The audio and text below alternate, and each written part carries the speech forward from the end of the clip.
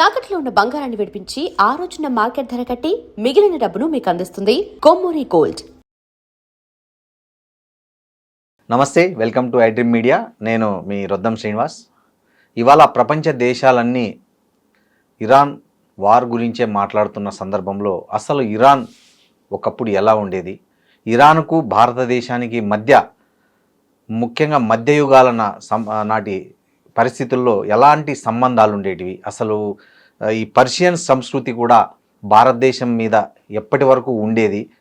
యాక్చువల్గా భారతదేశాన్ని extended neighbourhood దేశంగా పిలుస్తారు.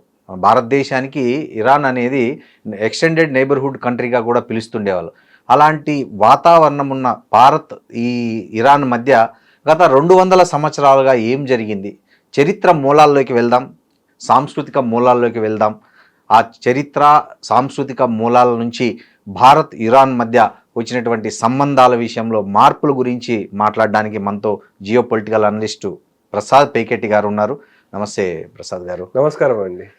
సార్, ఇవాళ మన భారతదేశంలో చాలామందికి ఇరాన్ మన దేశం మధ్య ఉన్నటువంటి ఈ సాంస్కృతిక పోలికలు కానీ చాలా రకాలైన ఆ సంబంధాలు కానీ పెద్దగా అవగాహన లేదు. ఎందుకంటే చాలామంది చరిత్ర చదువుకోరు. సో నిజంగా భారత్ను ఇరాన్ను చాలా దగ్గర సంబంధాలు ఉన్న దేశాలుగా పరిగణించేది చరిత్ర. ఎక్స్టెండెడ్ నైబర్హుడ్ కంట్రీగా కూడా పిలిచేవాళ్ళు. సో ఎందుకు ఒకప్పుడు భారత్ ఇరాన్ మధ్య సంబంధాలు ఎలా ఉండేటివి, సాంస్కృతికంగా లేకపోతే చారిత్రకంగా ఇద్దరికీ ఉన్నటువంటి పోలికలు ఏంటనేది మీరు చెప్పండి. చాలామందికి ఇప్పుడు ఇరాన్ అంటే అది ఒక ముస్లిం కంట్రీ, మత ఛాందస్యం చాలా ఎక్కువ ఉంటుంది.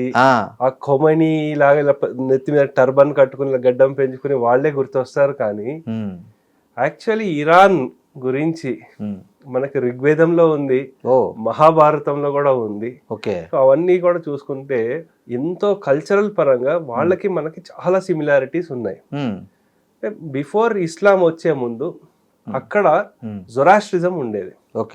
వాళ్ళు కూడా మన ప్రకృతిని ఆరాధించడము, అలాగే మనకి ఇప్పుడు సంక్రాంతి వచ్చింది, సంక్రాంతి అప్పుడు మనము ఈ మనకి హార్వెస్టింగ్ ఫెస్టివల్ చేసుకుంటాం, పంటలను ఎలా చేసుకుంటాం, వాళ్ళు కూడా అలాగే చేసుకుంటారు. అలాగే వాళ్ళు కూడా మనకి ఈ ఇది ఉంటుంది, మనకి స్వస్తిక్ సింబల్ అది కూడా వాళ్ళకు ఉండేది. సో వాళ్ళు కూడా మనం సరస్వతి దేవిని ఎలా పూజ చేస్తామో వాళ్ళు అలాగే పూజ చేస్తారు. అలాగే మనకి ఎవ్రీ ఇయర్ మనకి దసరా కంటే ముందు పితృపక్షాలు వస్తాయి, వాళ్ళ క్యాలెండర్ లో కూడా అలాగే ఉండేది. క్యాలెండర్ కూడా ఒకేలాగా ఉండేది.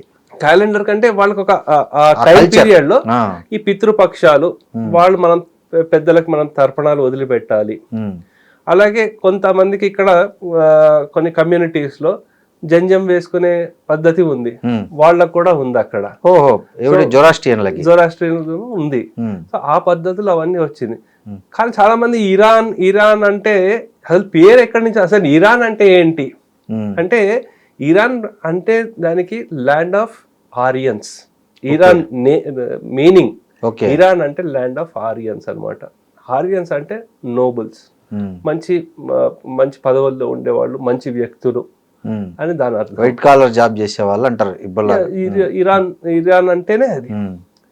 అయితే క్రమేపీ కాలం దానివల్ల ఇస్లామైజేషన్ రావడంతో ఫస్ట్ వాళ్ళ అక్కడే జొరాస్ట్రియన్ వాళ్ళ మీద ఏంటంటే జిజియా ట్యాక్స్ అవన్నీ ఔరంగజేబ్ అది అక్కడి నుంచి వచ్చింది. సో ఆ పన్ను ఏవైతే వేయడము అవన్నీ వేయడం వల్ల చాలా మంది జొరాస్ట్రియన్స్ ఇస్లాంలో కన్వర్ట్ అయిపోవడం జరిగింది. అంటే ఇప్పుడు మీరు చెప్పేదాని ప్రకారం అప్పుడు జొరాస్ట్రియన్లు పిలక పెంచుకునే వాళ్ళు, ఆ పిలక మీద పన్నులు వేయడం వల్ల చాలా మంది మతం మారారంటారు. పిలకే కాకుండా వాళ్ళు చేస్తున్న వృత్తుల్లో కానీ, లేకపోతే అక్కడ పండించడము, లేకపోతే ఏ వృత్తుల్లో ఉన్నా సరే వాళ్ళ మీద స్పెషల్ ట్యాక్స్ వేయడము, ఆ వచ్చిన మనీని మనకి అక్కడ ఉండే ఇస్లాంని ప్రమోట్ చేయడము, వాట్లని లేకపోతే ఈ బాధలు భరించలేకుండా చాలా మంది జొరాస్ట్రియన్స్ ఇస్లాంలో కన్వర్ట్ అయినారు. సో అయినప్పటికీ కొంతమంది ఉన్నారు, ఇప్పుడు కూడా ఉన్నారు, చాలా తక్కువ మంది. ఆ బాధలు తట్టుకోలేకుండా చాలా మంది యోధులు అంటే మనకి జుడాయిజము ఇంకా జొరాస్ట్రియన్స్ వాళ్ళు భారతదేశానికి వచ్చేసినారు. వాళ్ళు ఆ ప్రాంతాన్ని అప్పుడు పర్షియా అనేవాళ్ళు కాబట్టి ఇప్పుడు మనం వాళ్ళని పార్సీలు అంటున్నాం. మన ఇండియాలో ఉండే పార్సీలు ఇరాన్ నుంచి వచ్చిన జొరాస్ట్రియన్స్. ఎస్. కానీ వాళ్ళు మంచి బిజినెస్ మెన్. మనకి టాటాలు వీళ్ళు చూసాము, చాలా మంది ఇలా మర్చెంట్స్ అని పేర్లు ఉంటుంది. అవునవునవును. ఇప్పుడు బాంబే డైమ్ వాళ్ళు ఉన్నారు కదా, మర్చెంట్ అని చివరి సర్నేమ్ వస్తుందిలేండి. వాళ్ళంతా పర్షియన్లు. వాళ్ళందరూ ఏంటంటే మనం చూసుకుంటే భౌగోళికంగా ఇరాన్ నుంచి ముంబైకి లేకపోతే వెస్ట్ సైడ్ ఆఫ్ మన కంట్రీకి రావడానికి చాలా ఈజీ, ఎక్కువ డిస్టెన్స్ కూడా ఇక్కడికి వచ్చేసిన వాళ్ళు అనమాట. అయితే అవి చూసుకుంటే వాళ్ళు ఇక్కడ స్థిరపడి మంచిగా ఎస్టాబ్లిష్ చేసుకుని బిజినెస్ అన్ని సెటప్ చేసి, మొన్నటి వరకు ముంబై మున్సిపల్ ఎలక్షన్లు అన్నారు. వాళ్ళ ఫస్ట్ ఇనీషియల్ ఒక మనకు స్వాతంత్రం వచ్చిన తర్వాత లేకపోతే దానికంటే ఒక 10 సంవత్సరాల ముందు నుంచి వాళ్ళే ఎక్కువ కంట్రోల్ చేసేది ముంబై మున్సిపల్ కౌన్సిల్ ని. ఎవరు? పార్సీలు. ఓకే. సో అలా ఉండేది. కాంగ్రెస్ లో కూడా నేను కూడా దాదాబాయి నౌరోజీ కూడా వారు కూడా పార్సీలే. సో అందుకని పార్సీలు ఎక్కడ ఉన్నారో వాళ్ళు అక్కడ మంచిగా ఆర్థిక పురోగతి చెంది 10 మందికి ఉద్యోగ అవకాశాలు కల్పిస్తున్న వాళ్ళు పార్సీలు. వీళ్ళ ఆరిజిన్ వచ్చేసరికి ఇరాన్ నుంచి అన్నమాట. సో అయితే ఇంకా మనం చూసుకోవాల్సింది ఏంటంటే క్రమేపీ ఏంటంటే 1970s ఆ టైంలో అండి ఒక వాళ్ళ రూలర్స్ చేంజ్ అయ్యారు. ఖజార్ డైనాసిటీ అని ఒకటి ఉండేది. సో వాళ్ళు 1796 నుంచి 1925 వరకు వారు పాలించారు అనమాట. అయితే ఆ డైనాసిటీ ఏంటంటే మొత్తం ఇండస్ట్రియల్ రెవల్యూషన్ అయ్యి ప్రపంచం అంతా చేంజ్ అవుతుంటే వీళ్ళు ఏం చేంజ్ అవ్వకుండా విలాసవంతమైన జీవితంలో ఉండడంతో ఆ ఇరాన్ చాలా పెద్ద దేశం. ఆ పెద్ద దేశాన్ని ఏం చేశారంటే ఆ దేశాన్ని వీళ్ళు ఇంకా దాన్ని కొంతమంది బయట స్ప్లిట్ అయిపోవడం, కొంత తుర్కీలో వెళ్ళిపోవడం, ఇటువంటి ఇలా అవుతూ వచ్చి కొంత భాగం మిగిలిందనమాట. అయితే అక్కడ ఇంకేమవుతూ వచ్చిందంటే అదే సమయంలో రష్యా వాళ్ళు బాగా ఇంకా దీంట్లో ఇన్ఫ్లుయెన్స్ చేయడం మొదలుపెట్టారు ఈ ఇరాన్ దేశాన్ని. నెమ్మది వాళ్ళ పాలసీలు వాళ్ళతో పాటు బ్రిటన్ వాళ్ళు ఇద్దరు. అయితే 1917లో ఏమైందంటే రష్యన్ రెవల్యూషన్ వచ్చింది. రష్యన్ రెవల్యూషన్ రావడంతో ఏమైందంటే రష్యా వాడు అంతర్గతంగా వాళ్ళు సెటిల్ చేసుకోవడానికి ఆ రష్యా ఉండే కంట్రీని సోవియట్ యూనియన్ అయ్యి వాళ్ళ ఫోకస్ అంతా దాని మీద వెళ్ళింది. దాంతో ఏమైందంటే బ్రిటన్ వాడు ఏం చేశాడంటే వాళ్ళకి సంబంధించిన ఈ రష్యా ఏవైతే ఉన్నాయో అవి కూడా ఆ పాలసీలు అంటే కొన్ని రీజియన్స్ వీళ్ళు కంట్రోల్ చేశారు, కొన్ని వాళ్ళు కంట్రోల్ చేసుకుంటూ వచ్చేవారు. కానీ ఎప్పుడైతే రష్యా వాడు వెళ్ళిపోయాడో మోడర్నైజేషన్ పేరు చేత లేకపోతే ఎడ్యుకేషన్ ఇంకా కల్చర్, మన భారతదేశంలో ఇంకా కల్చర్ మీద పాత కల్చర్ అట్లా కల్చరల్ చేంజెస్ చేయడము, రైల్వే లైన్స్ అని చెప్పి అవన్నీ చేసి మోడర్నైజేషన్ చేసుకుంటూ వచ్చాడనమాట. దాంతో వచ్చిన సమయంలో ఏమైందంటే అక్కడ ఒక మామూలు ఆర్మీ బ్రిగేడియర్ రజా ఖాన్ అని ఉండేవాడు. రజా ఖాన్ అని అతన్ని ఒక టెంపరీ ఒక డమ్మీ క్యాండిడేట్ లాగా పెట్టుకుంటూ వచ్చి బ్యాక్గ్రౌండ్ అంతా వీళ్ళు నడిపించుకుంటూ వచ్చేవారండి. అయితే ఎప్పుడైతే అక్కడుండే ట్రెడిషనల్ లేకపోతే ఇస్లామిస్టులు ఎవరైతే ఉన్నారో వాళ్ళకి అది నచ్చేది కాదు. ఎప్పుడైనా ఇంకా తిరగబడే స్టేజ్కి వచ్చేసింది. ఆ 10-15 ఏళ్ళు అయిన తర్వాత 1941-42 ఆ సమయంలో World War II ఎప్పుడైతే స్టార్ట్ అవుతూ వచ్చిందో అండి అప్పుడు వీళ్ళకి ఇంకా ప్రెషర్ పెరిగింది. సరే బ్రిటన్ వాడు కూడా నెమ్మదిగా బ్యాక్ స్టెప్ చేసుకుంటూ వచ్చేసాడు. వచ్చి అప్పుడు ఏం చేశాడు అంటే పెహల్వీ ఉంటాడు, అంటే ఈ రజా ఖాన్ వాళ్ళ అబ్బాయి పేరు పెహల్వీ. ఓకే. ఆ పెహల్వీని తీసుకొచ్చి ఒక క్యాండిడేట్గా పెట్టి వాడు ఇంకా మోడర్నైజేషన్ లేకపోతే వాడు ఏంటంటే వాడిని ఒక షా అని చేశారు. షా అంటే కింగ్. అవును. ఆ మొనార్చీని తీసుకురావడము, ఆ షా అని చేయడము. దాంతో ఏంటంటే అతను ఎవరైతే తిరగబడుతున్నారో వాళ్ళందరినీ ఏంటంటే వాళ్ళని ఎగ్జిక్యూట్ చేసేయడం మొదలుపెట్టాడు అనమాట. చేయడము లేకపోతే మోడర్నైజేషన్ పేరు చేత మొత్తం లిబరల్గా ఉండడము, వాళ్ళ కల్చర్ని గౌరవించకపోవడం ఇవంతా జరుగుతూ వచ్చింది. అయితే ఈ వరల్డ్ వార్ అయిపోయిన తర్వాత అప్పుడు బ్రిటన్ వీక్ అయింది, ఆర్థికంగా చాలా వీక్ అయింది. యుఎస్ వాడు ఏం చేశాడంటే ఇదే అదునుగా తీసుకుని వీళ్ళని ఒక మా కాలనీగా చూసుకుంటూ వచ్చాడు యుఎస్ వాడు. ఈ పెహల్వీకి ఒక డమ్మీగా క్యాండిడేట్ అలా పెడుతూ నడిపించుకుంటూ వచ్చాడు. వచ్చిన తర్వాత నెమ్మదిగా ఏమైందంటే అక్కడ ఉండే వాళ్ళకి డబ్బు ఉండే వాళ్ళకి లేని వాళ్ళకి వ్యత్యాసం చాలా పెరిగిపోయింది. ఆ డిఫరెన్స్ ఏదైతే ఉందో చాలా ఎక్కువ అయిపోయింది. నెమ్మదిగా తిరగబడ్డం మొదలుపెట్టారు. తిరగబడ్డం మొదలుపెట్టిన తర్వాత అప్పుడు అదే సమయంలో ఏమవుతుంది అంటే, మీకు చెప్పాలంటే ఇంకో చాలా ఆసక్తికరమైన అంశము, ఈ కోల్డ్ వార్ సమయంలో ఇజ్రాయెల్ వాళ్ళు, యుఎస్ వాళ్ళు వీళ్ళకి సపోర్ట్ చేశారు ఇరాన్కి. ఆ పెహల్వీ సమయంలో న్యూక్లియర్ వెపన్స్ అవన్నీ కూడా ఇచ్చారు. ఆ టెక్నాలజీ ఇచ్చి ఇరాన్ కి ఇచ్చారు అనమాట. అది ఏంటంటే వాళ్ళకి ఏ విధంగా సపోర్ట్ చేశారంటే, కెమికల్స్ లేకపోతే ఈ న్యూక్లియర్ వెపన్స్ వాళ్ళ సైంటిస్ట్లని కూడా వాళ్ళు ట్రైనింగ్ ఇచ్చారు.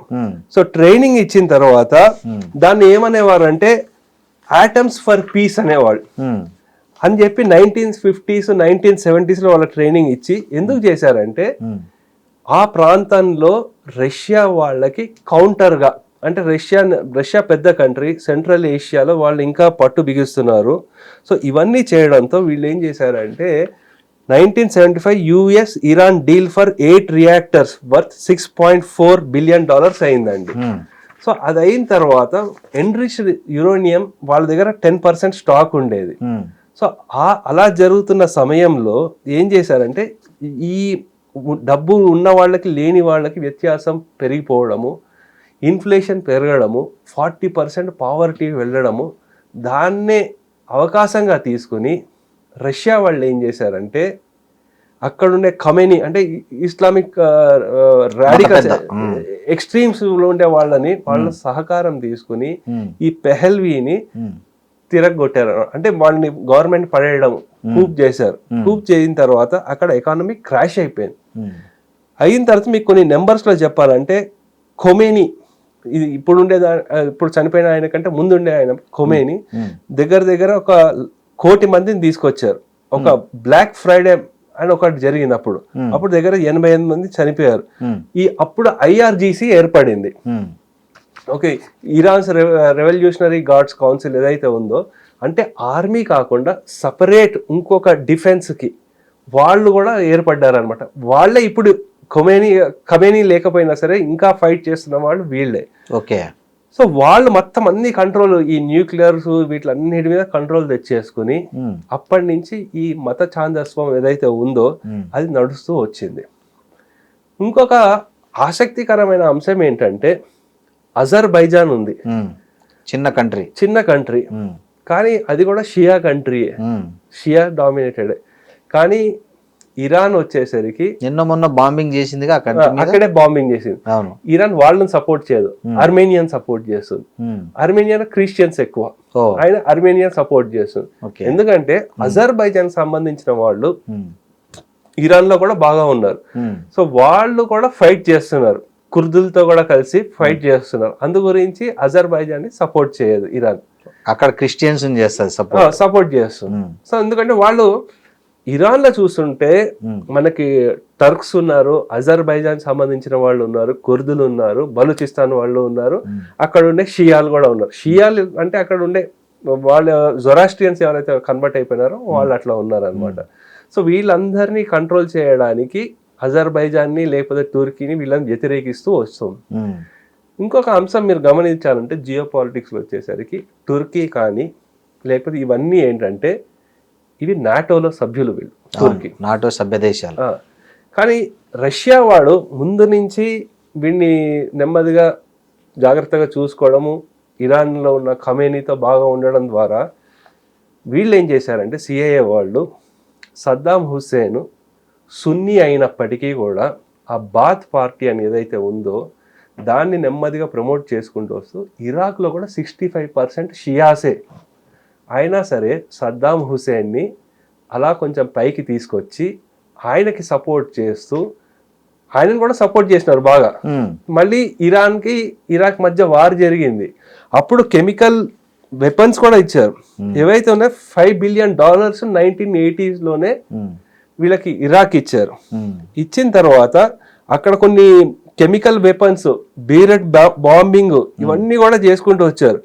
అప్పుడు డొనాల్డ్ రమ్స్ఫెల్డ్ అనుకుంటా, అతను ఈ ఇరాక్ విజిట్కి వెళ్ళి ఈ ఇరాక్ ఒకప్పుడు టెర్రర్ లిస్ట్ లో ఉండేది, టెర్రర్ కంట్రీస్, దాని నుంచి కూడా బయటికి తీసుకొచ్చేసి ఈ వార్ అంతటికి రష్యా యుఎస్ వాళ్ళ మధ్య వారు, యాక్చువల్ కోల్డ్ వారు, దానికి డైరెక్ట్ ఇరాక్ మధ్య జరిగిందండి.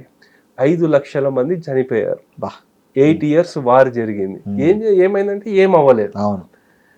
సరే, మళ్ళీ ఒక సందేహం వస్తుంది, మరి ఇరాక్ మరి అంతగా సపోర్ట్ చేసిన వాళ్ళు మళ్ళీ సద్దాం హుస్సేన్ మీదకి ఎందుకు వెళ్ళారు అని చూసుకుంటే, ఎప్పుడైతే వియట్నాం వార్ జరిగిందో, వియట్నాం వార్లో ఏమైందంటే వీళ్ళు ఓడిపోయారు, యుఎస్ఏ వాళ్ళు. ఓడిపోతే వాళ్ళకు ఒక డౌట్ ఏమొచ్చిందంటే, డౌట్ కాదు, ఆల్మోస్ట్ బ్యాక్గ్రౌండ్లో రష్యా వాళ్ళు సపోర్ట్ చేసుకుంటూ వచ్చారు. రష్యా వాళ్ళు సపోర్ట్ చేసుకుంటూ వచ్చారు కాబట్టి వియత్నాం గెలిచింది. సో అయితే ఎలాగైనా రష్యా మీద దెబ్బ కొట్టాలి అంటే సెంట్రల్ ఏషియాలో వచ్చేసరికి ఇరాన్, ఆఫ్ఘనిస్తాన్, ఈ 2 ప్రాంతాల్లో రష్యా కంట్రోల్ ఉంది. అందు గురించి ఒకటి ఏం చేశారంటే రష్యా మీద వాళ్ళు సపోర్ట్ చేసుకుంటూ ఈ వార్లో బిజీగా ఉంచారు. కానీ రష్యా ఇంకా ఆఫ్ఘనిస్తాన్ చాలా కంట్రోల్ చేస్తుంది, దాన్ని కూడా అక్కడి నుంచి తరిమేయాలి. పాకిస్తాన్ వాడు ఏం చేశాడంటే అప్పుడే జియావుల్ హక్, ఈ ఇస్లామిక్ రాడికలైజేషను అవన్నీ. యాక్చువల్లీ చెప్పాలంటే ఆఫ్ఘనిస్తాన్లో ఉన్న ముస్లిమ్స్ వాళ్ళు అంత రాడికల్ కాదు. వాళ్ళు దియోబందీ అనే ముస్లిం తెగ. మనకి దియోబందీ అనేది, దియోబంద్ అనే ప్రాంతం ఉత్తరప్రదేశ్లో ఉంటుంది. వాళ్ళని రాడికలైజేషన్ చేయడం మొదలుపెట్టినారు. అంటే యూపీ నుంచి తీసుకెళ్లారు అక్కడికి. ఆలోచన పద్ధతి అవంతా ఏవైతే ఉంటుందో వాళ్ళు ఫాలో అయ్యే ప్రాసెస్ అవంతా అదే ఉంటుంది. అయితే అక్కడ ఉండే పఠాన్లకి వాళ్ళందరికీ తాలిబాన్ ఒకటి ఏర్పాటు చేసి, దానికి ఈ అల్ ఖైదా నుంచి ఒసామా బిన్ లాడెన్ ని మనకి ఇక్కడ సౌదీ నుంచి వాళ్ళు తీసుకెళ్లారు. అల్ ఖైదా అనే పేరు ఏంటంటే the base in Afghanistan is called Al Qaeda. అయితే ఈ ఫండింగ్ అవంతా చేసి ఇస్లామిక్ రాడికలైజేషన్ చేసి యుఎస్ వాడు వెపన్స్ అవన్నీ సప్లై చేసుకుంటూ వచ్చి, పాకిస్తాన్ వాడు నైబరింగ్ కంట్రీ కాబట్టి వాడు కూడా దాన్ని సపోర్ట్ చేసుకుంటూ వచ్చి ఆ మోడల్తో ఆఫ్ఘనిస్తాన్లో రష్యాని తరిమి కొట్టేసినారు. అక్కడ అది అయిపోయిన తర్వాత ఏమైందంటే ఇప్పుడు ఒకే ప్రాంతంలో 2 సున్నీ రాజులు ఒప్పుకోడు కింగ్డమ్. అందు గురించి ఇరాక్కి వీడికి గొడవ మొదలైంది. ఇరాక్ వాళ్ళకి ఈ సౌదీలో ఉండే షేక్లకి, వాళ్ళు సున్నీలే, ఒకటి ఆధిపత్యాన్ని ఇంకోడు ఒప్పుకోవడం. యుఎస్ ఒక క్యాల్కులేషన్ వేసుకున్నారు, మనకి ఎక్కువ బిజినెస్ ఇంట్రెస్ట్లు లేకపోతే ఇన్వెస్ట్మెంట్లు ఎక్కువ చేస్తుంది ఇక్కడ సౌదీ నుంచే, అలాగే మనకి ఆఫ్ఘనిస్తాన్ లో కూడా బాగా సపోర్ట్ చేసినారు. ఇరాక్ వాడైతే వాడు ఎప్పుడు ఫైట్ లో ఉన్నాడు, వాడే పెద్ద సపోర్ట్ చేయట్లేదు. అందుగురించి సద్దాం హుసేన్ ని పవర్ నుంచి దిగమంటే దిగలేదు. దిగకపోయేసరికి ఆ ఇరాక్ కువైట్ వార్ జరగడము, దాని తర్వాత మళ్ళీ వీడు స్టెప్ ఇన్ అవి వాళ్ళని జరపడము, తర్వాత మళ్ళీ వెపన్స్ ఆఫ్ మాస్ డిస్ట్రప్షన్ ఉన్నాయని చెప్పడము, అణ్వాయుధాలు అవన్నీ ఉండడం చేత అతన్ని పక్కకు జరిపేస్తున్నారు. ఇది హిస్టరీలో మనం చూసుకోవాల్సిన యుఎస్ ఆడిన డేంజరస్ గేమ్. కేవలం యుఎస్ ఆడిన డేంజరస్ గేమ్ వల్లనే ఈ దేశాల మధ్య యుద్ధాలు జరిగాయి అంటారు. యుద్ధాలే కాకుండా ఇస్లామిక్ రాడికలైజేషన్ అన్కంట్రోల్ అయిపోయింది, వాళ్ళ పెంచి పోషించారు కాబట్టి. అందు గురించే అదేమైంది, ఇంకా వాళ్ళు కంట్రోల్ చేయలేకపోవడంతో అల్ ఖైదా వాడు వీడి దేశం మీద తిరగబడ్డాడు. సెప్టెంబర్ 11. అంతకంటే ముందు నైరోబీలో యుఎస్ దాని మీద కూడా అటాక్ జరిగింది, ఎంబసీ మీద. సో అదే చెప్తాం కదా, ఎవరు వేసుకున్న దాంట్లో వాళ్లే పడ్డారు, తీసుకున్న గోతిలో వాళ్లే పడ్డారు. సో ఇవన్నీ ఇట్లా జరుగుతూ నెమ్మదిగా ఎట్లా అయితే వచ్చిందో, ఈ కల్చరల్ పరంగా కూడా చూస్తే ఇరాన్కి భారతదేశానికి ఎంతో ఉండే సత్సంబంధాలు ఏవైతే బాగా ఉండేవో అవన్నీ కూడా దెబ్బతినేసే పరిస్థితికి వచ్చింది. అయితే ఇప్పుడు ఖమేనీ దగ్గరకు వచ్చేసరికి అతను భారత్కి కొన్నిసార్లు సపోర్ట్ చేశాడు, కానీ భారత్కి వ్యతిరేకంగా 20 సార్లు పాకిస్తాన్కి యుఎన్ అసెంబ్లీ లేకపోతే OIC, organization of Islamic countries అంటారు, వాటికి సపోర్ట్ చేయడము, లేకపోతే ఇక్కడ ముస్లిమ్స్కి ఇంకా ఏదో అయిపోతోంది అని చూపించడము, హైలైట్ చేయడము, ట్వీట్స్ చేయడము, ఇవన్నీ చేసినాడు. ఇప్పుడు మొన్న చనిపోయిన ఖమేనీ. సో భారత్ దానికి ఏం పెద్దగా ప్రతిస్పందించలేదు, ఎందుకంటే ఆయిల్ డిపెండెన్సీ వాళ్ళతో ఉంది. కానీ మనం ఇప్పుడు అందరం అంటున్నాము, సరే అమెరికా వాడు పర్మిషన్ ఇచ్చాడు ఇలా చేశాడని. 2012-13 ఆ సమయంలోనే అప్పుడు హిలరీ క్లింటన్ చెప్పింది, మీరు ఇరాన్ దగ్గర నుంచి ఆయిల్ కొనడం ఆపేయాలి అని చెప్పి. ఆపేసినాము అప్పుడు మనం. మన్మోహన్ సింగ్ మన్మోహన్ సింగ్ తల ఉంచేసినాం. అంటే ఒకటి ఏంటంటే ఒక్కోసారి ఇంటర్నేషనల్ రిలేషన్స్లో ఈ క్యాల్కులేషన్ వేసుకుంటారు. అప్పుడు వంచినామంటే అప్పుడు తప్పు కాదు, ఇప్పుడు ఏమైనా కొంచెం మనం నెగోషియేషన్ చేస్తామంటే అది కూడా తప్పు కాదు. ఆ సందర్భాలు ఏవైతే ఉన్నాయో దాన్ని బట్టి. కానీ అప్పటి నుంచి మనకు ప్రెషర్ వస్తూ ఉంది. 2019లో మనం పూర్తిగా ఇరాన్ దగ్గర నుంచి ఆయిల్ కొనడం ఆపేసాము. ఎందుకు? కానీ అప్పుడు ట్రంప్ పెట్టిన ప్రెషర్. ఓకే, అయితే మనం ఏం చేసామంటే దాని తర్వాత ఒక్క ఇరాన్ మీద ఎందుకు, మనం 40 దేశాల నుంచి ఆయిల్ తెప్పించుకుంటున్నాం. ఆ విధంగా మనం డీరిస్క్ చేసుకుంటూ వచ్చి 2022 నుంచి ఇప్పటి వరకు ఆయిల్ ప్రైస్ స్టేబుల్గా ఉంది. పెద్ద చేంజ్ ఏం లేదు మనకి. ఆ ఆయిల్ని స్టేబుల్గా చేసుకుంటూ ఇరాన్ వాడితో కూడా మనం సత్సంబంధాలు ఏర్పరచుకుంటూ వచ్చి చాబహార్ పోర్ట్ మీద కంట్రోల్, ఆర్థిక అంశాలకు సంబంధించి, వ్యూహాత్మక సంబంధాలకు సంబంధించి, దౌత్యాలకు సంబంధించి ఈ చాబహార్ ఓడరేవ్ అనేది చాలా ప్రముఖ పాత్ర పోషిస్తుంది. అసలు ఏంటి ఈ చాబహార్ ఓడరేవ్ అంటే దేనికి అది ప్రసిద్ధి, చెప్పండి కొంచెం. అంటే చాబహార్ పోర్ట్ అనేదండి, ఇటు సైడ్ యూరోప్కి వెళ్ళాలన్నా ఎటన్నా వెళ్ళాలంటే ఇక్కడి నుంచి మనకు ఆ పోర్ట్ దగ్గర, దాన్ని ఏంటంటే చైనా వాడు గ్వాదర్ పోర్ట్ అని ఒకటి ఉంది మనకి బలూచిస్తాన్లో, దాని మీద కంట్రోల్ తీసుకుని ఇంకా ఎక్స్టెండ్ అయ్యి వెళ్ళిపోదామని వాడు ప్లాన్ వాడు వేసుకున్నాడు, చైనా వాడు. మనం ఏం చేసామంటే దానికి అక్కడ చెక్ పెట్టడానికి చాబహార్ పోర్ట్ లో మనం ఇన్వెస్ట్మెంట్ చేసుకుంటూ వచ్చాము. దగ్గర $500 million ఇన్వెస్ట్మెంట్ చేసాం. ఓకే, మనం ఎప్పుడైతే ఆఫ్ఘనిస్తాన్ మళ్ళీ ఏర్పడిందో, కానీ ఆఫ్ఘనిస్తాన్కి పాకిస్తాన్కి పడకుండా తాలిబాన్ ఫైట్ చేస్తున్నారు, మనం ఆ పోర్టుని ఒక స్ట్రాటజిక్ పోర్టుగా పెట్టుకుని ఆఫ్ఘనిస్తాన్ వాళ్ళకి కావాల్సిన నిత్యావసర వస్తువులు ఇంకేమైనా కావాలంటే పాకిస్తాన్ రూట్ నుంచి కాకుండా ఈ చాబహార్ పోర్ట్ నుంచి మనం వెళ్తూ వాళ్ళకి సప్లై చేస్తూ వాళ్ళతో మంచి రిలేషన్షిప్ ఎస్టాబ్లిష్ చేస్తూ, మనకి పాకిస్తాన్ ఎప్పుడు శత్రు దేశమే, దాంట్లో నో డౌట్ అబౌట్ ఇట్. కానీ ఆ శత్రువు ఆఫ్ఘనిస్తాన్. ఆ శత్రువు మనకి మిత్రుడు అవుతాడు కాబట్టి వాళ్ళతో కావాల్సిన వాళ్ళకి ఏవేవి కావాలో మనం సప్లై చేసుకుంటూ వచ్చి హాస్పిటల్స్, స్కూల్స్, నిత్యావసర వస్తువులు, అక్కడ రోడ్లు వేయడం, అవన్నీ చేసుకుంటూ వచ్చి ఈ చాబహార్ నుంచే పోర్ట్ నుంచి మనం వాళ్ళకి అన్ని కావాల్సిన సప్లైస్ చేసుకుంటూ వచ్చాం. అది కాకుండా ఇంకా యూరోప్ సైడ్ వెళ్ళాలి, ఏమైనా సప్లై చేయాలంటే ఈ పోర్ట్ని కూడా మనం ఒక స్ట్రాటజిక్ పాయింట్గా మనం వాడుకోవచ్చు. అది జియో పాలిటిక్స్లో చాబహార్ పోర్ట్ ఒక సిగ్నిఫికెన్స్. సార్, ఈ international north south transport corridor INSTC అని, అది కూడా మనకు భారతదేశానికి చాలా రకాలుగా ఉపయోగపడుతుంది వాణిజ్యానికి సంబంధించి. ముఖ్యంగా ఏదైతే మనం రష్యా నుంచి జరిపే ప్రతి వాణిజ్యం అంటే ఆయిల్ తీసుకోవడం కావచ్చు, అన్నిటికీ ఈ international north south transport corridor అనేది ఒక ప్రముఖ పాత్ర పోషిస్తుంది అనేది కూడా ఒకటి అంటున్నారు. అసలు అంటే ఒకటేంటంటే ఇప్పుడు చాలా మటుకు అంటే దీన్ని మనము చైనా వాడితో కంపేర్ చేసుకుంటూ రావాలి. చైనా వాడు ఏం చేశాడు, బెల్ట్ అండ్ రోడ్ ఇనిషియేటివ్ అని వాడు స్టార్ట్ చేసినాడు. వాళ్ళకి ఇప్పుడు ఆయిల్ కావాలంటే మనకు స్ట్రైట్ ఆఫ్ మలక్కా నుంచి వెళ్ళాలి, అంటే ఇలా కింద నుంచి వెళ్ళి మళ్ళీ పైకి ఇలా వెళ్ళాలి, అంటే ముక్కు ఇట్లా తీసుకురావాలి, ఇట్లా చూపించడానికి ఇట్లా తిప్పి తీసుకురావాలి. దానివల్ల వాడికి ఎమర్జెన్సీ వచ్చినప్పుడు ఏమైనా ఆయిల్స్ కావాలన్నా సరే వాడికి సమయం చాలా ఎక్కువ పడుతుంది. చైనాకి వాడేం చేశాడు, షింజువాన్ ప్రావిన్స్ అని ఒకటి ఉంది, దాని నుంచి అక్సై చీన్ నుంచి మనకి ఇక్కడ బలూచిస్తాన్ వరకు డైరెక్ట్ రోడ్డు వేసుకుంటూ ఈ డిపెండెన్సీ లేకుండా డైరెక్ట్ వాడు సప్లై చేసుకుని వాడి టైంని కట్ డౌన్ చేసుకుని, అట్లాగే వాడు చేయాల్సిన ఎక్స్పోర్ట్లు వాటిలన్నిటికీ దారి యూజ్ చేసుకుందాం అన్న ప్లాన్తో వాడు వెళ్ళినాడు.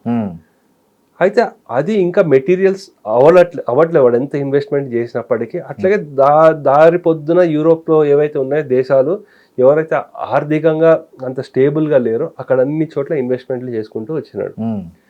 వాళ్ళకి ఎగెయిన్స్ట్గా, ఎందుకంటే రష్యా లేకపోతే మన దేశము ఇంకేమైనా సరే వాళ్ళతో మంచిగా ముందుకు తీసుకెళ్ళాలంటే ఈ ఇన్వెస్ట్మెంట్లు చేసుకుంటూ వచ్చి రోడ్డు కనెక్ట్, పోర్ట్ కనెక్ట్లు అవన్నీ చేసుకుంటూ భారత్ వచ్చింది. రష్యా వాడేమో టర్కీ, ఈ దేశాలు వీటిలన్నిటితో కూడా మన చైనా వాడు వీళ్ళందరితో ఎస్టాబ్లిష్ చేసుకుంటూ వస్తే మనం టర్కీకి చుట్టుపక్కల ఉండే దేశాలు అంతా ఏవైతే ఉన్నాయో వాళ్ళందరితో కూడా మనం మంచి సంబంధాలు ఏర్పరచుకుంటూ వస్తున్నాం. సో ఆ ఇనిషియేటివ్ లో ఇది ఒకటి ఇంటర్నేషనల్ రోడ్ ఏదైతే ఉందో అది కూడా ఒక మంచి ఇదే. కానీ ఇవన్నీ ఏంటంటే సమయంతో కూడుకునేది. మినిమం ఒక 10-15 సంవత్సరాలు, 20 సంవత్సరాలు ఒకసారి జియో పాలిటిక్స్ వల్ల మొత్తం ఆగిపోతుంది. యాక్చువల్ చెప్పాలంటే మనకి ఇరాక్ కి, పాకిస్తాన్ కి, భారతదేశానికి డైరెక్ట్ గ్యాస్ పైప్ లైన్ వేయాలని ఒక ప్రతిపాదన నడిచింది చాలా సంవత్సరాలు, వాజ్పేయి ఉన్నప్పుడు. కానీ ఈ టెన్షన్ వల్ల దాన్ని ఇంకా తీసి పక్కన పెట్టేశారు. సో ఇటువంటివన్నీ మనం చూసుకుంటూ రావాలండి. సో ఇట్లా ఏంటంటే ఈ టెన్షన్లు చాలా ఉన్నాయి ఇవి. కానీ కాన్సెప్ట్ వైజ్ బాగానే ఉంటుంది, కానీ అది మెటీరియలైజ్ అయ్యేంత వరకు మనం ఏం చెప్పలేము. ఇప్పుడు ఈ ప్రాంతీయ ఏదైతే సవాళ్ళు ఉన్నాయో, అంటే పాకిస్తాన్ ఆఫ్ఘనిస్తాన్ మధ్య యుద్ధం, అది భారత్కు ఎలా ఉపయోగపడబోతుంది? ఎందుకంటే ఇప్పుడు శత్రువులు ఎక్కువయ్యారు. మన శత్రువు పాకిస్తాన్కి ఇప్పుడు ఒకప్పుడు భారతదేశం మాత్రమే, ఇప్పుడు చుట్టూ శత్రువులు అయిపోయారు. అందులో ఇప్పుడు ఆఫ్ఘనిస్తాన్ కూడా ఒకటి పక్కలో బల్యం లాగా అంటాం కదా, అలా తయారైంది. సో అక్కడ తాలిబాన్లు కావచ్చు పాకిస్తాన్లో, ఇక్కడ ఆఫ్ఘన్లో ఉన్నటువంటి ఈ తీవ్రవాద గ్రూపులు కావచ్చు, వీటన్ని వాళ్ళు కొట్లాడుకోవడం అనేది భారతదేశానికి ఏ విధంగా లాభదాయకం అంటారు? అంటే ఇక్కడ చూడాల్సిన ఏంటంటే అండి, వాళ్ళు ఎప్పుడైతే అక్కడ బిజీగా ఉంటారో ఇక్కడికి వాళ్ళు ఎక్కువ వచ్చి ఇన్వాల్వ్ అవ్వాల్సిన అవసరం ఉండదు. మీరు చూసుకుంటే యుఎస్ వాడు ఇప్పుడు ఇరాన్ మీద గొడవల్లో బిజీగా ఉన్నాడు. అందు గురించి ఆ డీప్ స్టేట్ వచ్చి బంగ్లాదేశ్ లో ఏం చేయలేకపోతుంది, దానివల్ల కొంచెం టెన్షన్స్ మనకు తగ్గుతుంది. అలాగే వీడికి ఎప్పుడైతే ఆఫ్ఘనిస్తాన్ లో వస్తున్నాడో ఈ టెన్షన్ల వల్ల మనకి ఏంటంటే మనకు డైరెక్ట్ ఫైట్ ఏం చేయకుండా వాడు రిసోర్స్లు అన్నీ అక్కడ ఖర్చు అవుతుంది. చిన్న ఉదాహరణ అండి, ఒక మిజైల్ తీసుకెళ్లి 10 మిజైల్లో ఎంతో వాడు అక్కడ ఖర్చు పెట్టాడు అనుకో, మామూలు సందర్భంలో ఆ 10 మిజైల్ ఇక్కడ టార్గెట్ చేసేవాడు, అవి అక్కడ పోతున్నాయి, వాళ్ళు ఫైట్ చేసుకుంటున్నారు, అక్కడ వాళ్ళు చూసుకుంటున్నారు. సో ఆ విధంగా ఇప్పుడు ఆఫ్ఘనిస్తాన్ లో తాలిబాన్ల పాలన వచ్చింది. సో ఈ పరిస్థితుల్లో ఇరాన్ భారత్ ఏమైనా ఏకతాటిపైకి వచ్చే అవకాశం ఉందా? నేను అనుకోవడం ఇప్పట్లో రాదండి. అట్లా రాదు, ఇప్పుడు రాదు. ఎందుకంటే ఎప్పటి వరకు మనము ఈ మన ఎకానమీ, సర్వీసెస్ ఇవన్నీ కూడా యుఎస్ మీద డిపెండ్ అయి ఉన్నాయో, మనం యుఎస్కి ఎగెన్స్ట్గా అయితే వెళ్దాం మనం. అట్లాగే టెక్నాలజీ పరంగా మనము ఇజ్రాయెల్ మీద డిపెండ్ అయి ఉన్నాం. అందు గురించి మనం ఇజ్రాయెల్ కూడా ఎగెన్స్ట్ కావం. భారత్ ఇరాన్ ఏకతాటి మీద వచ్చే అవకాశం చాలా రేర్, నేను రాదని అనుకుంటున్నాను. సో ఆఫ్ఘనిస్తాన్ ఇరాన్ కలవచ్చు పాకిస్తాన్ కి వ్యతిరేకంగా అవ్వడానికి. ఎందుకంటే వీడు పాకిస్తాన్ వాడు ఏం చేస్తాడంటే డబుల్ గేమ్ ఆడుతున్నాడు. సో ఏం ఆడుతున్నాడు అంటే, ఒకటేమో ముస్లిం బ్రదర్హుడ్ అని చెప్తున్నాడు. సో కానీ ఒక యుఎస్ తో బాగా కలుస్తున్నాడు, ఇంటెలిజెన్స్ షేర్ చేస్తున్నాడు. సో అందు గురించి ఆఫ్ఘనిస్తాన్, ఇరాన్ ఇంకా ల్యాండ్ రూట్ యూస్ చేసుకుని చైనా వాడు ఆఫ్ఘనిస్తాన్ నుంచి ఇరాన్ కావాల్సిన సప్లైస్ చేస్తున్నాడు. కాబట్టి పాకిస్తాన్ వాడు ఆఫ్ఘనిస్తాన్ మీద all of a sudden war చేయడం కూడా జరిగింది. సో అందు గురించి పాకిస్తాన్ వాడు ఎంత డబుల్ గేమ్ ఆడాడు అంటే, ఇటు పక్క చైనా వాడుతో ఇంకో పక్కన యుఎస్ తో, ఇవన్నీ ఈ చేయడం వల్ల ఆ చిక్కులో వాడే పడ్డాడు వాడు. సో ఒక పక్కన బలూచిస్తాను, ఒక పక్క సింధు ప్రాంతంతో టెన్షన్, ఖైబర్ పఖ్తూన్వా, ఇంకో పక్క ఆఫ్ఘనిస్తాను, ఇంకో పక్క వాడు తినడానికి తిండి లేదు. ఆ పరిస్థితిలో వాడు చిక్కుకున్నాడండి. అష్టదిగ్బంధనం అయిపోతుంది పాకిస్తాన్ వాడికి. ఇప్పుడు పాకిస్తాన్ ఇరాన్ మధ్య కూడా సరిహద్దు అంశం ఒకటి బాగా గొడవ అవుతుంది, ముఖ్యంగా బలూచిస్తాన్ విషయంలో. సో వాళ్ళిద్దరి మధ్య జరుగుతున్న ఈ ఘర్షణ ఈ భారతదేశానికి వ్యూహాత్మకంగా ఏదైనా కలిసి వచ్చే అవకాశం ఉందా? అంటే బలూచిస్తాన్ ప్రాంతం ఏదైతే ఉందో అండి, మనం చూసుకోవాల్సింది ఏంటంటే అది చాలా రిసోర్స్ రిచ్ అండి. గ్యాస్ పాకిస్తాన్ వాడికి కావాల్సిన వాటిలో ఎంతైతే సప్లై చేస్తుందో 80% అక్కడి నుంచే వస్తుంది. కానీ అక్కడ ఉండే వాళ్ళు చాలా దయనీయమైన పరిస్థితుల్లో ఉన్నారు. సో బలూచిస్తాన్ వాళ్ళు ఏంటి, మా కల్చర్ వేరు, అన్నీ వేరు అని చెప్పి ఏదో ఒక చిన్న తప్పిదం జరిగింది ఇండిపెండెన్స్ టైంలో. వాళ్ళు కలవడంతో, లేదంటే సపరేట్ దేశంగానే ఉండేది. వాళ్ళు కొన్ని అయితే వాళ్ళ సంస్కృతుల్లో అమ్మవారు ఉన్నారు, ఆవిడ పేరు హిందోలి మాత అనుకుంటా, అక్కడ ఉన్నారు, శక్తిపీఠం ఆవిడ. సో మన హిందువులు చాలా మంది అక్కడ ఉండేవారు, సపోర్ట్ చేసేవారు. ఇప్పుడు కూడా అక్కడ మరాఠీలు ఇంకా ఉన్నారు కూడా బలూచిస్తాన్ బలూచిస్తాన్ వెళ్ళారు అక్కడికి. అంటే అప్పుడు ఛత్రపతి శివాజీ మహారాజ్ గారి సమయంలో మొత్తం అక్కడ వెస్ట్ సైడ్ మొత్తం అంతా కంట్రోల్ చేసుకోవడంలో వాళ్ళు ఏం చేశారంటే మరాఠీలు ఏ ఏ ప్రాంతంలో వెళ్తే అక్కడక్కడ వాళ్ళని డెవలప్ చేసుకుంటూ వచ్చేసారు. ఇక్కడ కూడా ఇక్కడ మనకి భాగ్యనగరంలో కూడా చాలా మంది మరాఠీలు వాళ్ళందరూ ఉన్నారు ఎప్పటి ముందు ఛత్రపతి శివాజీ మహారాజ్ సమయం నుంచి. అక్కడ లోకల్ ఆర్మీస్ ని వాళ్ళందరినీ బాగా డెవలప్ చేసుకుంటూ వచ్చారు. ఇంకా మరాఠీ పద్ధతిలోనే అక్కడ కొన్ని పెళ్లిళ్ళు కూడా జరుగుతూ ఉంటాయి బలూచిస్తాన్లో. సో అది మనం చూసుకోవాల్సింది ఏంటంటే బలూచిస్తాన్ మనకి వాళ్ళ ఫ్రీడమ్ స్ట్రగుల్ గురించి భారతదేశం ఐ థింక్ 2017 or 18లో ఇండిపెండెన్స్ డే స్పీచ్లో మోదీ గారు చెప్పారు చాలా కష్టపడుతున్నారు, వాళ్ళ రైట్స్ వాళ్ళకి రావాలి అని వారు స్పీచ్ ఇవ్వడం కూడా జరిగింది. సరే అన్నోన్ మెన్ అంటారా ఇంకేమన్నా అంటారు, వాళ్ళు వచ్చి వీళ్ళని కొట్టేస్తున్నారు అందరినీ. మనకి భారత్కి వ్యతిరేకంగా ఎవరైతే పనిచేస్తున్నారో పాకిస్తాన్లో ఉండేవాళ్ళు టెర్రరిస్టులందరినీ హతమార్చడం అయితే జరుగుతోంది. కానీ BLA అని ఒకటి ఉంది, బలూచిస్తాన్ లిబరేషన్ ఆర్మీ అని, ఇటువంటి ఏవైతే ఉన్నాయో దాని మీద US టెర్రరిస్ట్లో పెట్టారు. దాంట్లో పెట్టడంతో భారత్ డైరెక్ట్ వాళ్ళని ఏం సపోర్ట్ చేయట్లేదు, దానికి సంబంధించిన ప్రూఫ్స్ కూడా ఏమీ లేదు. At least in principle in thought process మనం వాళ్ళని అయితే సపోర్ట్ చేస్తున్నామని. ఓకే సార్, ఇంకోటి మనం ఇరాన్తో మన దేశానికి ఇలాంటి సాంస్కృతిక చారిత్రక సంబంధాలన్నీ బాగా దగ్గరగా ఉన్నాయి. కానీ మనం ఇప్పుడేమో ఆ ఇరాన్ మీద దాడి చేస్తున్న అమెరికా ఇజ్రాయెల్కు ఇండైరెక్ట్గా సపోర్ట్ చేస్తున్నాం, డైరెక్ట్గా సపోర్ట్ చేయట్లేదు. సో ఇది భవిష్యత్తులో ఇరాన్ భారత సంబంధాల మధ్య ఎలాంటి ప్రభావం చూసే అవకాశం ఉంది? అంటే మనకి ఎప్పుడైతే ఇస్లామిక్ రాడికలైజేషన్ అయ్యిందో అక్కడ just give and take relationship ఉంది మనకి ఇరాన్ వాళ్ళతో. ఓకే, నిజంగా ఒకళ్ళంటే ఒకళ్ళు పడిపోయి చచ్చిపోయేంత రిలేషన్ ఏం లేదు. ఎందుకంటే మనకి ఇరాన్ వాడికి UAEతో పడదు. మాక్సిమం మన భారతదేశస్తులు ఎవరైతే ఉన్నారో వాళ్ళు UAEలోనే ఉన్నారు, 45 lakhs మంది ఉన్నారు. తర్వాత నెక్స్ట్ మనం చూసుకుంటే సౌదీలో ఉన్నారు. సో మన వాళ్ళు ఎవరైతే ఎక్కువ ఉన్నారో అటుపక్క ఉన్నారు. ఇరాన్తో ఏంటంటే just give and take relationship ఉంది. అది కూడా తగ్గుతుంది ఇప్పుడు కొన్ని సంవత్సరాలు. అది కూడా అంటే ఫస్ట్ వాళ్ళ సర్వైవలే ఇప్పుడు వాళ్ళకి జీవన్ మరణ సమస్య అయింది. అవి మళ్ళీ మొత్తం సెటరేట్ అవడానికి ఇంకా కొన్ని సంవత్సరాలు పడుతుంది. అది అయిన తర్వాత అప్పుడు జియో పొలిటిక్స్ సిచ్యువేషన్ ఎలా ఉంటుందో దానికి తగ్గట్టు మళ్ళీ మనం దాన్ని సెటరేట్ చేసుకురావాల్సిన అవసరం వస్తుంది. ఎందుకంటే ఇజ్రాయెల్తో మనం రిలేషన్షిప్ని మనం ఎస్టాబ్లిష్ చేయడానికి కొన్ని దశాబ్దాలు పట్టింది. సో వాళ్ళ ఫార్మేషన్ అయినప్పుడు మనం వాళ్ళకి ఎగెన్స్ట్గా ఓటేసాం. Israel form అవ్వకూడదని ఓటేసాం 1948లో. అక్కడి నుంచి ఇప్పటి వరకు రావడానికి చాలా ఎఫర్ట్ పట్టింది. డెఫినెట్లీ ఒకవేళ ఇరాన్ కూడా సంస్కృతి పరంగా కానీ ఇంకేదైనా మళ్ళీ పురోగతి చెందితే డెఫినెట్లీ మనం కూడా వాళ్ళతో మంచి సత్సంబంధాలు ఏర్పరచుకునే అవకాశం వస్తుంది మనకి. ఎందుకంటే ఈ జియో పాలిటిక్స్లో పర్మనెంట్గా ఇది ఉండదు.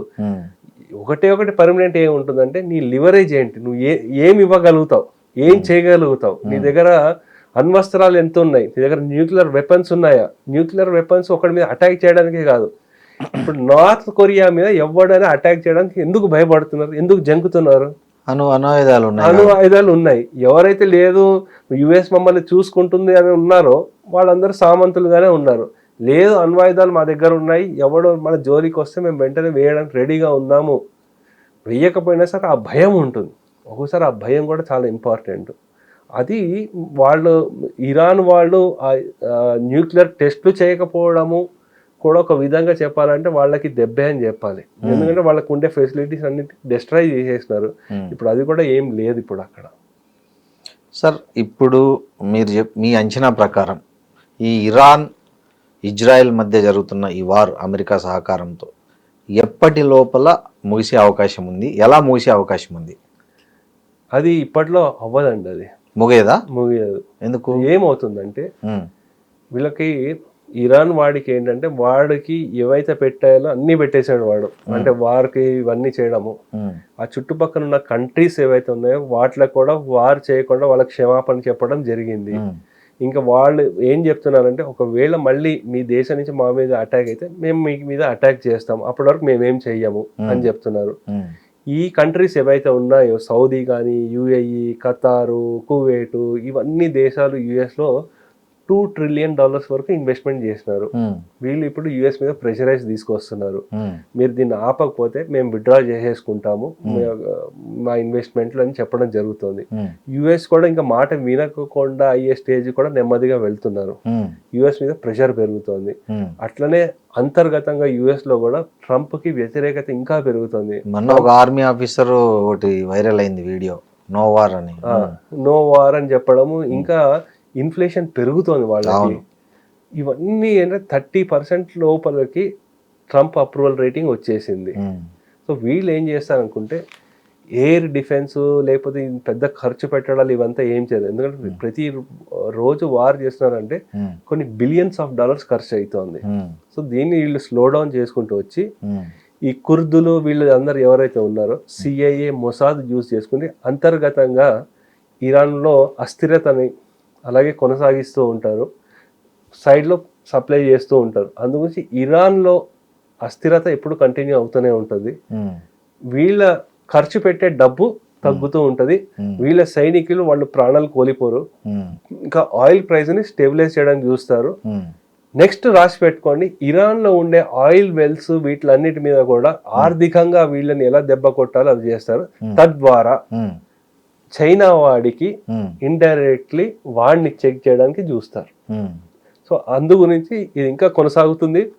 ఈ తీవ్రత తగ్గుతుంది కానీ కొనసాగుతూనే ఉంటుంది. కానీ చైనా కూడా ఇరాన్ సపోర్ట్ చేసి యుద్ధం ఆపండి, శాంతి చర్చలకు రెడీగా ఉన్నారు వాళ్ళు, మాట్లాడండి అని కూడా చైనా స్టేట్మెంట్ ఇచ్చింది. సార్ ఒకటి, ఏ దేశము మీరు ఇంకా వార్ చేయండి అని చెప్తుంది? చెప్పదు, పైకి ఏ దేశం చెప్పదు. సో కానీ వాళ్ళు ఏంటంటే వాళ్ళు సప్లై చేయడము లేకపోతే వాళ్ళకి కావాల్సిన రిసోర్స్ వీళ్ళకి వచ్చేంత వరకు వాళ్ళు అట్లనే ఇండైరెక్ట్ గా మెటీరియల్స్ అన్ని సప్లై చేస్తూ ఉంటారు. ఎప్పుడైతే ఆ సప్లై ఛానల్స్ కట్ అవుతుందో వాళ్ళు బ్యాక్ స్టెప్ తీసుకుంటారు. చైనా రష్యా వాళ్ళు డైరెక్ట్గా దీంట్లో అయితే ఇన్వాల్వ్ అవ్వరండి, అవ్వరు డెఫినెట్లీ. కానీ ఎప్పుడైతే వెపన్స్ అవన్నీ ఇక్కడ యూస్ అవుతూ ఉంటాయో ఇరాన్ మీద, వాడికి తెలిసింది ఏంటంటే ఇది అయిన తర్వాత నెక్స్ట్ వచ్చేది చైనా తైవాన్ మీద జరిగే వారు. దాంట్లో యుఎస్ వాడు మళ్ళీ ఇన్వాల్వ్ అవుతాడు తైవాన్ మీద. అప్పటి వరకు యుఎస్ వాడిని బిజీగా ఉంచి వాడి దగ్గర ఉన్న రిసోర్స్ అందటినీ, ఎకనామిక్ రిసోర్సెస్ అన్నింటినీ కట్ చేసుకుంటూ రావాలంటే వాడిని ఎక్కడో అక్కడ వార్లో బిజీగా ఉంచాలి. అందు గురించి ఇరాన్లో వార్ అవుతూనే ఉండాలి వాడికి, చైనాకి.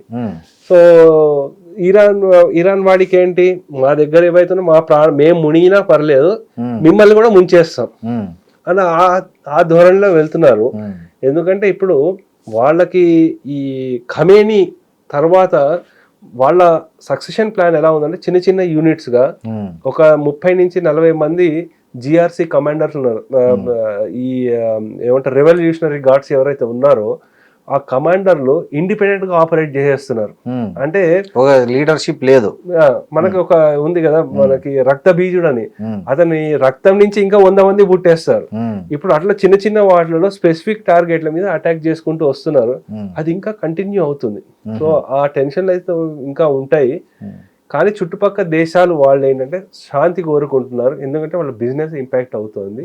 సో ఇవి మాత్రం యుద్ధం అందు గురించి కంటిన్యూ అవుతుంది. అట్లీస్ట్ యుఎస్ వాడు ఇప్పుడు చెప్పడము నెక్స్ట్ 6 వీక్స్ ఉంటుంది ఇలా అంటున్నాడు, కానీ నేను అనుకోవడం ఇంకా 6 months వరకు అయితే నడుస్తుంది యుద్ధం. నడుస్తుంది.